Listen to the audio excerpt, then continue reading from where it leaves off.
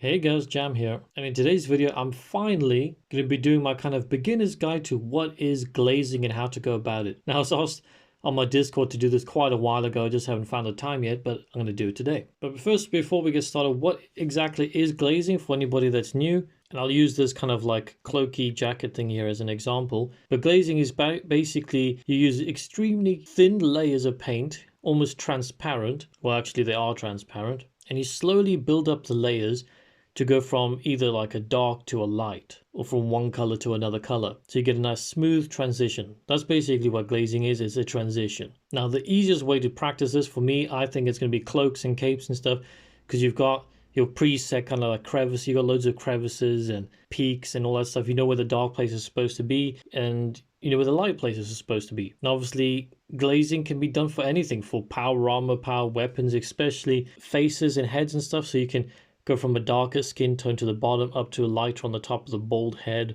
A lot of things you can use it for. Like I said, I'm going to be showing it on a cape today, similar to this one. As you can see in the recesses is quite dark, and it gradually goes from like a dark red to a normalish red to a lighter red up into like this lightest one right on the ridge there, as you can see. So this was for my Space Wolfy dude, and I will tell you, the more smooth you want the transition, the longer it's going to take you, but you can kind of choose how smooth you want to be. You can just put as many layers as you want. Like if I carried on with this guy doing like 100 more layers of stuff, he probably would have looked 10 times smoother, but I was happy with it there. So yeah, let's get cracking with the guy I'm actually painting today. And I'll be using my own kit bashed Death Watch Watchmaster, and I've got a video on how I kit bashed this guy if you want to watch that. But I thought he's got this nice big cape here, so at least on maybe on like one section or something like that, I'll show you guys the majority of it. And when it comes to actual colors, it doesn't really matter. For me, I'm going for like a dark orange color, so I'm going to be using Mephiston Red. Yes, we have Mephiston Red there for the base color. So you obviously want to start from your darkest color, but I mean, depends on what you're painting, I guess. Well, what I'm going to do next is I'm going to recess shade, some Agrax O shade right into all the crevices to make it even darker so I can blend up better. Then I'll probably go back to Mephiston Red, but I mean, I'll show you guys in a sec. I don't know what I'm telling you now. Then eventually I'll go to Troll Slayer Orange and Fire Dragon Bright for the final highlight. But you can use whatever colors you want. I think at least 3 colors for nice transition is probably the best way to go. But I mean, it just depends on what model you're doing and if you're going to mix any colors or anything like that. Now on the side note, I do have a wet palette here, my Army Painter wet palette. You can make your own, buy your own, or just don't use one, but it definitely helps for wet blending because it keeps your paints nice and wet and moist for a long time. And I know some people for some reason like to know the paintbrushes. I'm just using this Winsor & Newton Foundation size 2, mainly because all my other paintbrushes are kind of destroyed right now and I haven't bought any recently. So yeah, let's get the Mephiston Red base coat done. So it's just a couple super thin layers just to make the cloak red. That's all we're going to do at this point. Now if I had another camera, I would do the wet palette as a kind of side screen, but currently I do not have one. Camera wanted a bit thinner than that, so probably like 2-3 paintbrush fulls of water. I like to make my paints pretty thin because if they're thin you can make them thicker, but if they're quite thick you're just going to wreck your model. And let's try this out. It's a bit difficult to do on camera. Right, I might have got a bit thin on the paint actually. To be honest, it's been like I don't know, it must be like 2-3 months since I've actually done some decent painting. So anyway, I'm just going to be base coating this whole cloak, probably about, I don't know, with this thin paint, probably 3-4 layers. Then I'll get back to you guys. But like I say, just keep it thin, keeps it nice and smooth. Alright, so I got my first super silky smooth base layer there. Now, normally if I just wasn't glazing, I'd probably do like a 2-3 more coats on here because you can still see the black a little bit through there. Not sure if it's picking up on the camera, but because I'm going to be going over this with so many layers, I think this is good enough at this point. Next step is the washes. Now, if you're starting from a very dark color like black or something like that, you don't really need to put a wash on. You can just kind of glaze up from there. But like I said, I'm going to be using Agrax and I'm going to be pin washing it in, but not very neatly. You kind of want to spill out a bit so you've got something to blend from, if that makes any sense. So I'll show you guys now. So yeah, let's get paintbrush. Doesn't need to be a small one or anything. Just get it in all the recesses. Don't be neat. Because now that you've done a thick line, we're going to go back to Mephiston Red in a bit and blend that so there's kind of like a smooth transition between the wash and the red. So that's why I don't kind of be too neat with it. I mean, if you want, you can wash the entire cape. That works just as well, but it might just be more work when you're trying to blend it back to the normal red. So yeah, I'm just going to do that for all the recesses and get back to you guys. And there we have it.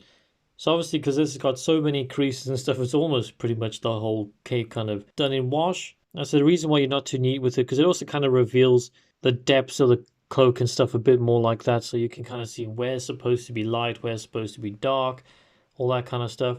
So now you guys are kind of seeing what's going to be happening here. So obviously where it's like dark there, then we're going to start blending up to the high points and stuff like that. So I'm going to let this dry, possibly take my dog for a walk, and then I'm going to get back and finish this off. Alright, so my wash is dry, and yes, I did actually take my dog for a walk. So as you can see now, you can get all the details, and it's looking pretty good. I think the wash stage always makes a model pop, so I always enjoy it.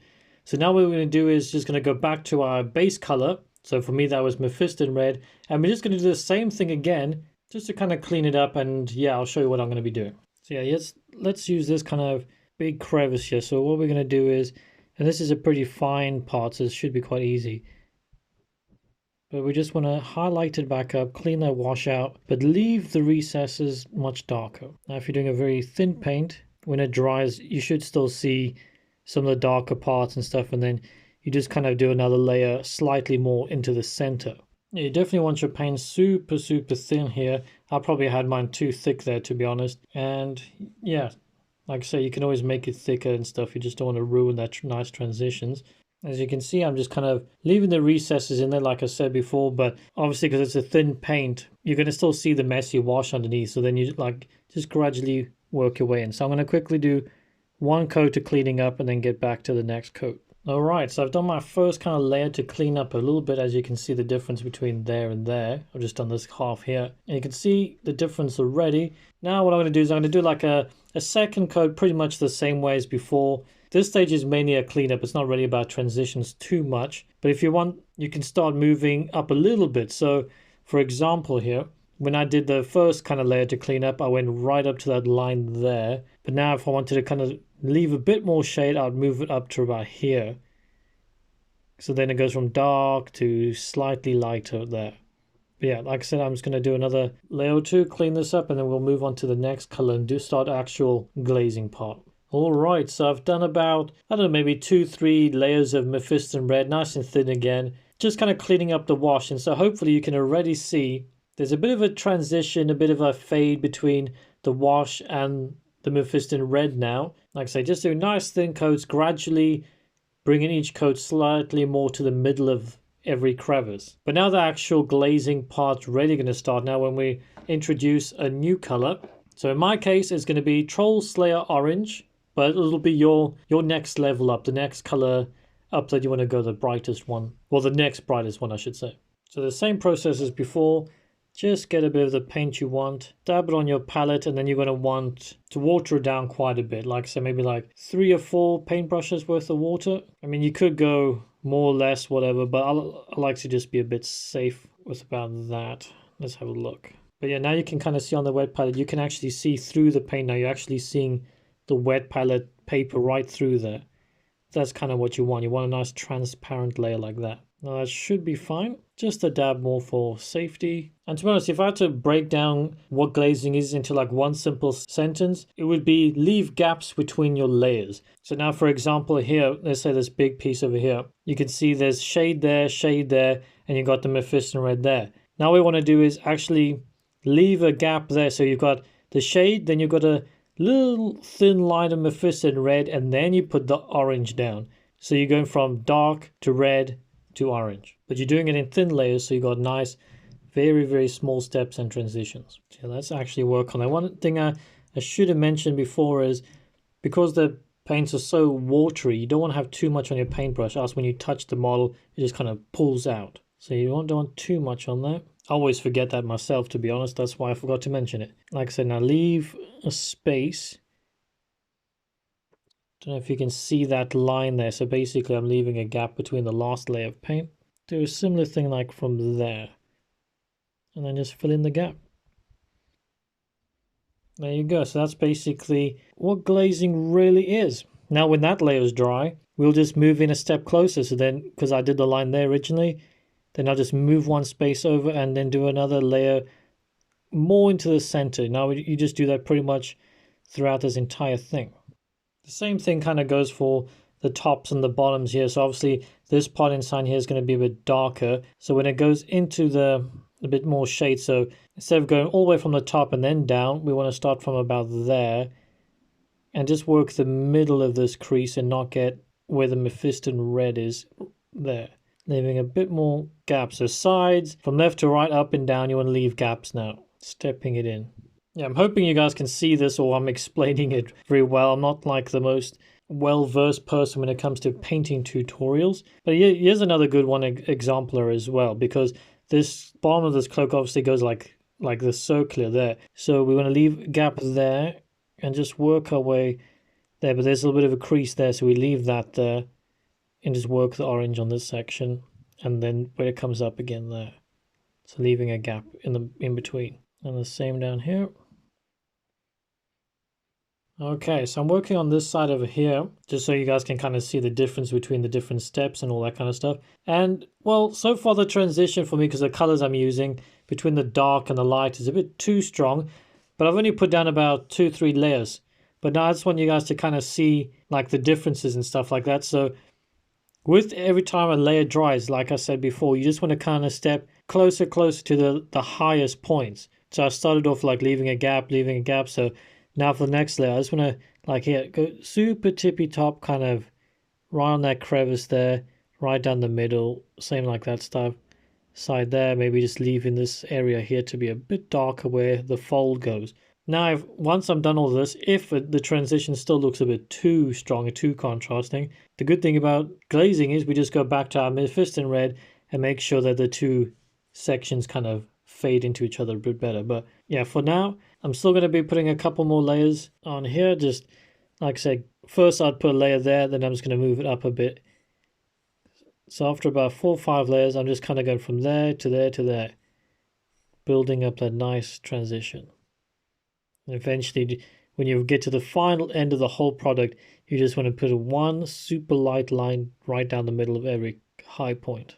Alright, so as you can see the difference between the two there, and I'm getting a nice smooth transition here with the orange and all that kind of stuff. But as usual in my videos, if I make any mistakes or things I want to fix, I like to keep them in. I don't like to secretly get rid of them, because at least this way you guys can see mistakes happen and maybe you can fix it if you make the similar kind of mistakes. Now, because of the colors I'm doing and they're so bright compared to my base colors, I think the contrast between the crevices and stuff are a bit too dark for my likings.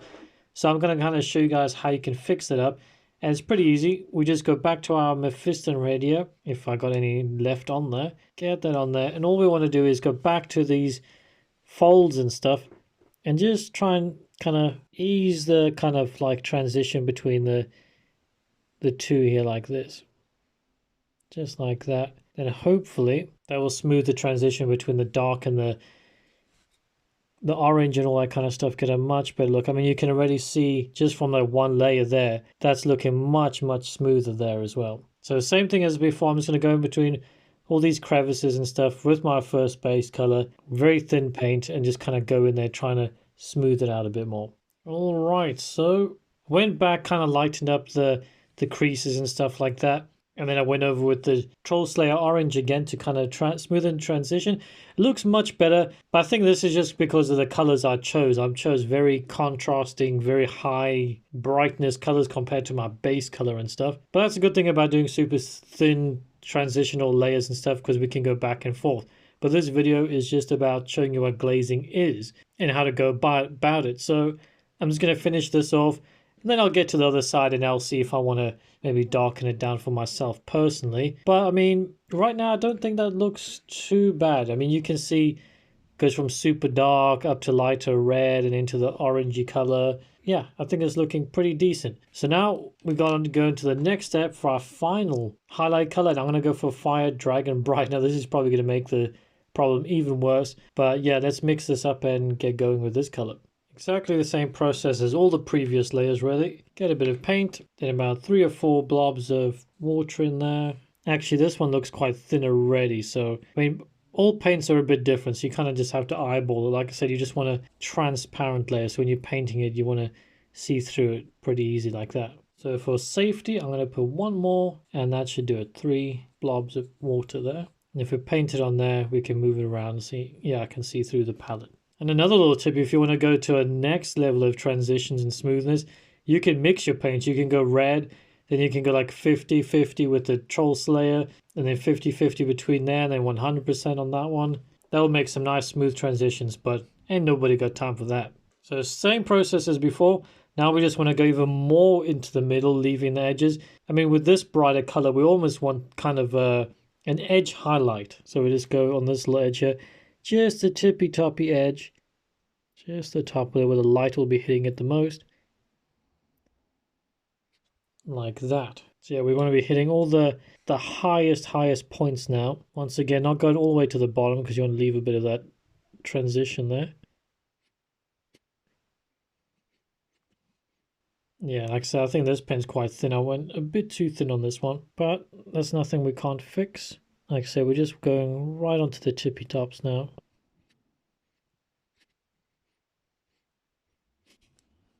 And again, for this bottom part here, we just want to be hitting the kind of top of this lip and the end of this. So I'm going to be doing that for all of them. Like I say, you want a bit of an edge highlight, but you can also obviously at the bottom of these places go a little bit thicker out, but leaving that previous color as the majority. So I'm going to finish that off and get back to you guys. And there we have it, guys. I've pretty much put my last highlight on there. One final thing you can really do is go for an actual edge highlight of your final color. So get that color there, but make an actual like a lot thicker like you would with the edge highlight, and just get the really top ones to make that color pop out. But I'm going to play around with mine a bit more. I still got to finish my whole cloak. I'm not 100% sure if I like the brightness of it yet, but like I said, the point of this video was to actually just show you what glazing was and what it kind of can do. I mean, it's a lot more different if you're doing it on skin, tanks, whatever it is you're doing. But like I said, cloaks are a nice way to practice because you've got lots of little nooks and crannies you can kind of work with. So hopefully through this light and this camera, you can kind of see the darkness to the different colors, the different layers working up to the tops like that. So that's basically what it is. Like you can even see here like the different tones and stuff like that. And like this guy here, if I bring him back, this is a completed model here. The colors worked much better together. You can see the kind of final result where you just gradually work it up with thin layers. So yeah, I hope this kind of helped out. I'm not really sure. I'm not very good. I don't have a great setup for painting tutorials yet and all that kind of stuff. But if this did help, definitely comment below. Or if you got any more tips for anybody that's reading this that can kind of help them out, then definitely leave that, because like I said, I'm not a pro at this or anything. But if you did enjoy the video, then leave a like, and if you like this sort of hobby content, then maybe check out my channel and subscribe as well, because I release hobby content all the time, every single week. And if you'd like to support the channel in any way apart from subscribing, I do have a merch store and a Patreon account, so definitely check those out. Once again, hope this helped out, and bring this guy back quickly. Until the next one, guys, bye bye.